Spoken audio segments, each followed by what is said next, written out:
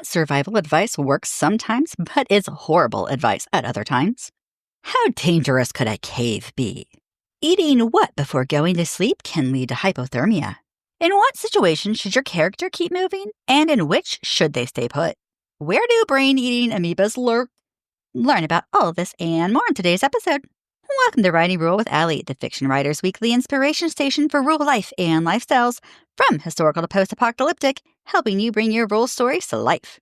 I'm Allie, and this is episode number 99, 5 survival scenarios, yes, but no. Stick around to the end to find out all the ways things could possibly go wrong in your story. Before we start, this is the 2-year anniversary of my podcast. Thank you to all of the listeners who make this possible. You guys are awesome, and I am honored to be able to host and to share my knowledge and experiences with you. Now, let's get into the episode. This is the 4th in a 5-part series that will help you write realistic survival scenarios, or at least let your characters give good advice. So, without further ado, number 1, eating snow for hydration.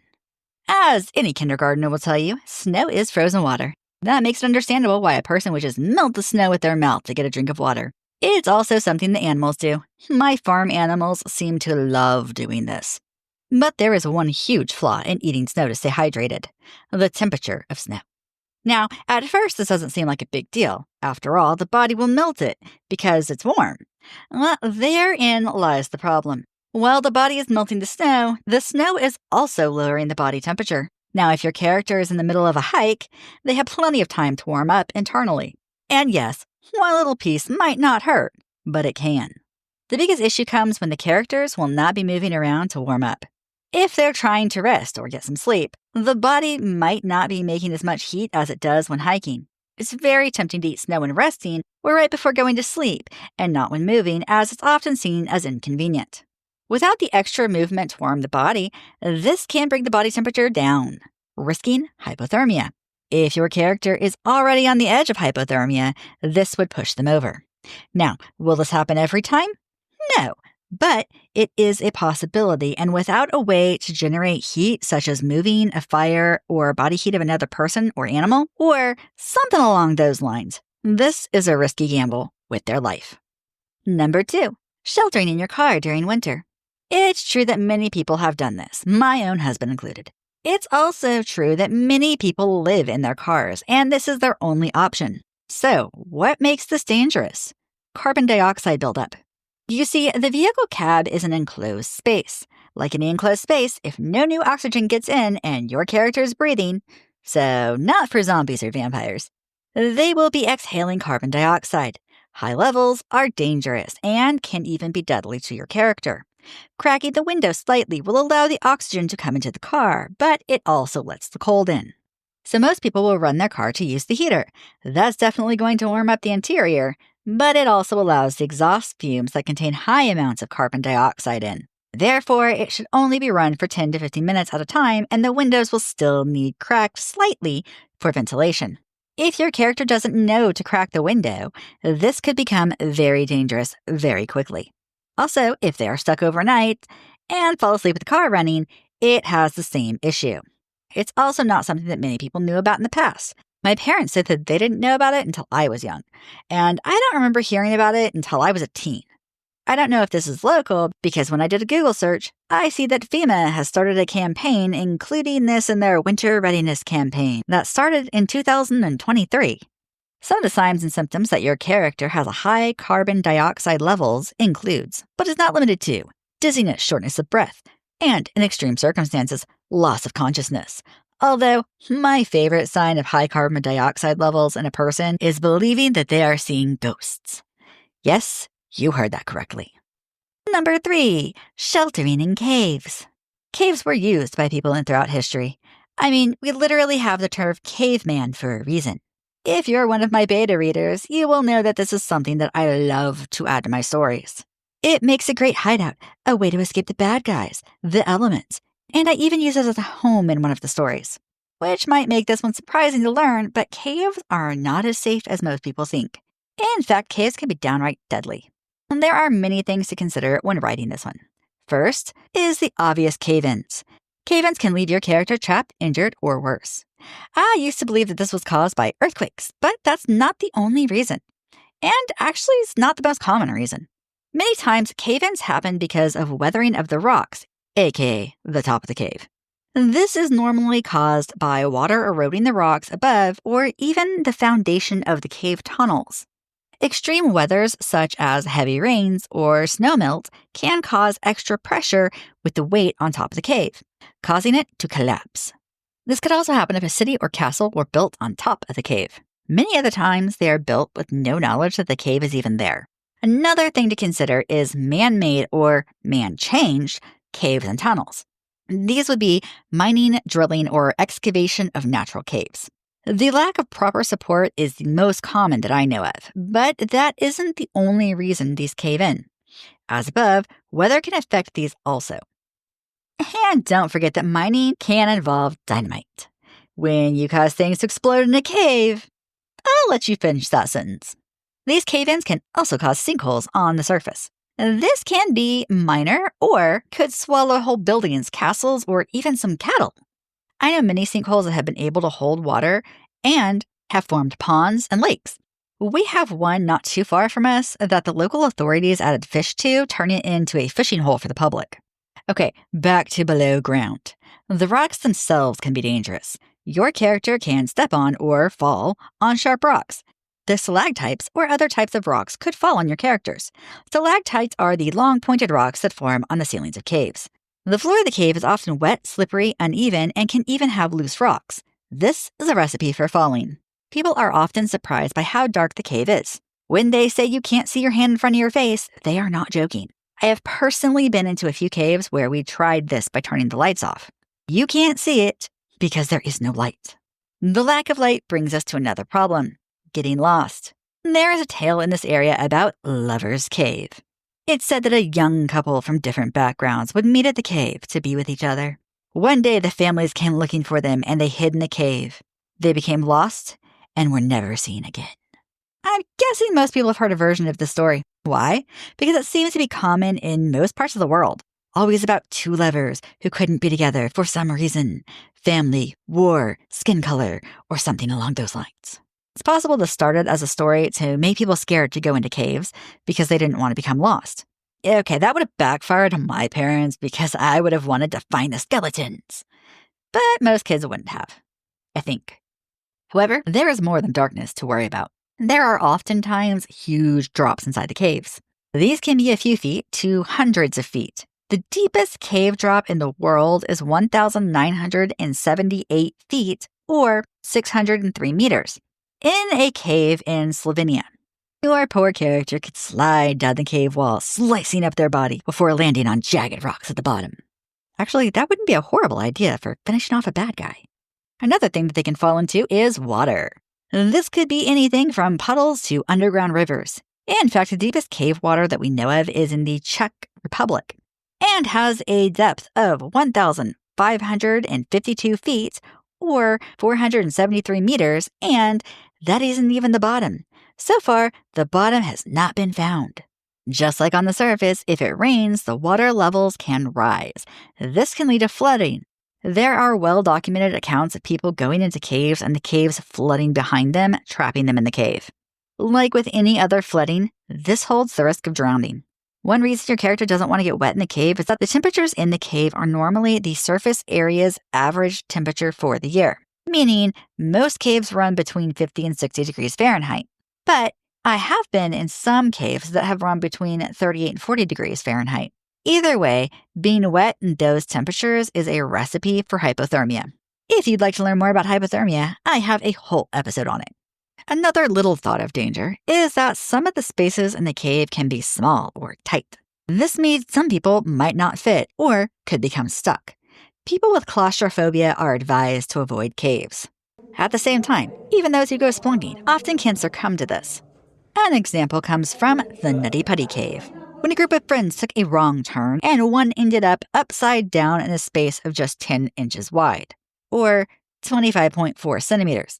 His brother called for help, and the rescue team tried for 27 hours to save him before declaring him dead, and he was left in the cave as his final resting place. But wait, there's more. On top of all that, there are deadly gases: carbon dioxide, methane, and hydrogen sulfide. All of these can be deadly. In the case of carbon dioxide, it is heavier than air and can pool in low-lying areas, making what is known as pockets of death. I do know that in history, people used flames to tell when there were unsafe conditions. If the flame went out without a reason such as wind, it was a dangerous area and they needed to leave right now. Now, that won't work with methane, as methane is flammable. Another hidden gas danger is still water inside of a cave. Another name for this kind of water is standing water or stagnant water. A good way to tell if it's stagnant is if it looks like it has particles, air bubbles, or anything else that looks to be suspended in the water. Water this still can hide gases. The gases will be released if the water's surface tension breaks. Another issue with stagnant water is that it is a breeding ground for bacteria. These include, but are not limited to, E. coli, salmonella, and brain-eating amoebas. It can also be hazardous to be nearby it, transmitting Legionnaire's disease in airborne bacteria. Legionnaire's disease is basically a bacterial form of pneumonia. Still water isn't the only thing that can cultivate bacteria. So can bat guano, aka bat poop. A quick Google search shows a dozen different types of bacteria that can be transferred to humans. However, for me, that's not what scares me about bats. It's not even that they could get tangled in my long hair. No, I'm scared of the fact that some bats are known to carry rabies. If you want to learn more about rabies, I have both a full episode on it and a mini-sode that covers a few extras that I forgot in the main episode. There are more than just bats that can be found in caves. Bears are known to hibernate in caves, spiders, snakes, and all kinds of creepy crawlies. I saw cave crawdads when I went. Like many animals that spend their whole lives in a cave, they were 100% white and almost translucent. Their eyes were the same, and it's believed that they are blind and have to learn to use their other senses, which makes sense since they can't see in a cave anyways. The last thing that I will touch on is that if your character makes a fire inside of the cave, it can deplete the oxygen levels if there is no ventilation. Another problem without ventilation is that there's nowhere for the smoke to go. This might not be a big deal in a large chamber, but one that is about 6 or so feet tall can quickly make it dangerous to stand up, because their head will literally be in the smoke. Number 4. If lost, stay put. This is perfect advice if a child gets lost in a big park. However, it isn't always the best advice in some situations. Here are some situations where your character will want to keep moving. If they are being hunted by bad guys, your character doesn't want to be a sitting duck when danger gets there. If there is an area close by that would make them more visible to rescue efforts. If they're in a situation where there is no hope of rescue, such as being behind hostile lines, they are going to have to get themselves back to safety. If there are natural dangers, such as a den of a predator, unstable terrain, or things like this. If they know where they are going, perhaps they grew up there in this place and know it well. If severe weather is coming and they are in an unsafe place, they'll need to find shelter or a safer location. If there are no resources in the area and help is not coming or will not come for a prolonged period of time, your characters will need to be able to find shelter, water, and food. Remember that if they believe help is coming or there might be someone following, leaving markers to let them know where your character is going will help them get rescued. Just don't do it if there are bad guys after them. Number 5. If lost, moving locations will help. While there are situations that it's best for, there are situations where moving is risky. No one who is in active labor is going to want to change locations. In fact, moving can actually make it harder for rescuers to find your character. Let's go over some reasons your character might want to stay put. Giving birth. If rescue is likely to find them in that location. If they are in a safe place from severe weather that is happening or will happen, they shouldn't move. If they are injured. If they are ill. Some characters, such as the elderly, young children, and people who are not able to move around safely, might be safest in one place. If they are able to communicate their location to help by phone, walkie-talkie, or other means, they should wait for help. If they have been spotted by rescue, it's best to wait for the rescue team to come to them, instead of trying to find them. This is especially true if the helicopter is spotted. The helicopter could be going in a completely different direction than the rescuers are. Bonus! You can start a fire by rubbing 2 sticks together. It is true that people have been doing this since the creation of fire starting, but most people don't realize that it is a learned skill, one that can take years to truly master. I have tried this, and let me tell you, I have never made a fire, but I have made lots of blisters. That said, the people that I meet who could do this normally have an ember within roughly 1 minute and a full fire started within about 3 minutes. Now for everyone's favorite part, what could possibly go wrong in your story? Likely to go wrong. Your character is exploring a cave. Before they know it, they are lost. Also likely to go wrong. Your character slides off the road on a snowy winter day. They call a tow truck, but there are so many people in front of them that it will take hours before they can get to them. Needing to stay warm, they run the car to keep the heater going. Soon, carbon dioxide builds up and they start showing signs of CO2 poisoning. If they don't get fresh air soon, this could be deadly. Possible to go wrong. Your character is injured, and they stay put in an open field to let rescue find them. However, a thunderstorm comes up and there is a lot of lightning. This could be deadly. Also possible to go wrong. Your character is lost. They see a helicopter looking for them and follow the direction that it went. This takes them further away from rescue. Unlikely to go wrong. Your character is skiing and goes off course, getting lost. They stay put, knowing someone will come looking for them when they don't show back up at the lodge. However, the snow is unstable, and soon there's an avalanche. This could be deadly. Also unlikely to go wrong. Your character eats a lot of snow to stay hydrated before curling up in a snow den to try to sleep for the night. The snow drops their body temperature, and they soon have hypothermia. Improbable, but still technically in the realm of possibilities. Your character is in a cave, and a bat flies into their hair. The bat thinks that they are being attacked and bites your character. Unknown to them, the bat has rabies. 3 weeks later, they start showing the first signs of rabies. This will be deadly. Also improbable, but still technically in the realm of possibilities. Your character is exploring a cave. When a flash flood comes, it sweeps them away. This could be deadly. Thanks for listening. Until next time, happy wordsmithing!